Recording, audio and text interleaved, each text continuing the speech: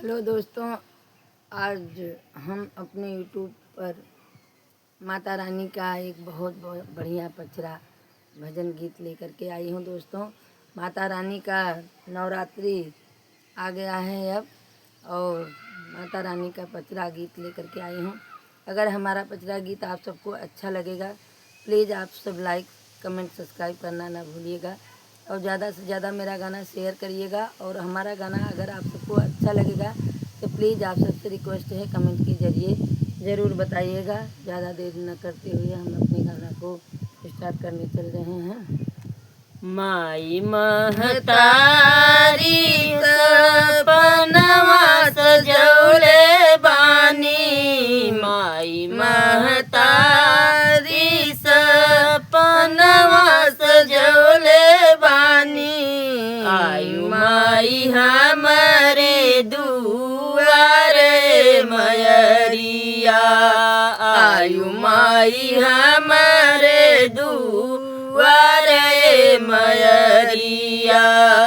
गैया के गोबरा से अंगना लिपवले बानी, गैया के गोबरा से अंगना लिपवले बानी। अंगना में चौक पूरले मयरिया, अंगना में चौक पूरले मयरिया। माई महतारी सपनवा सजौले बानी, आयु माई हमरे दुआरे मयरिया, आई माई हमरे दुआरे मयरिया।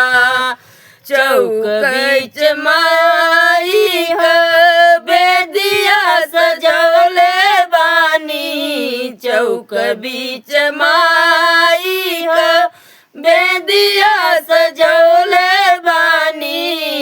कलसा पे दिया ना जलैले मयरिया, कलसा पे दिया ना जलैले मयरिया।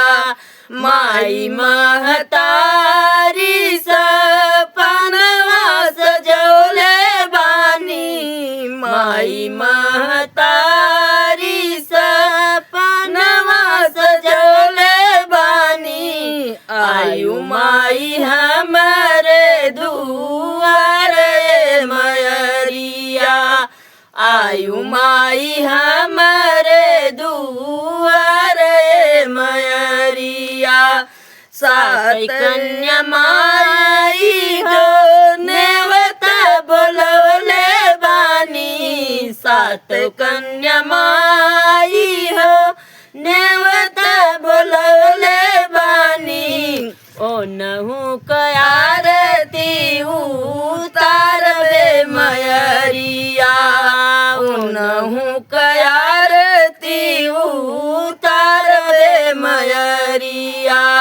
माई महतारी सपनवा सजौले बानी, माई महतारी सपनवा सजौले बानी। आइल माई हमरे दुआरे मयरिया, आइल माई हमरे दुआरे मयरिया। पर छुई माई करबै तोहरा पूजनिया, पर छुई माई करबै तोहरा पूजनिया।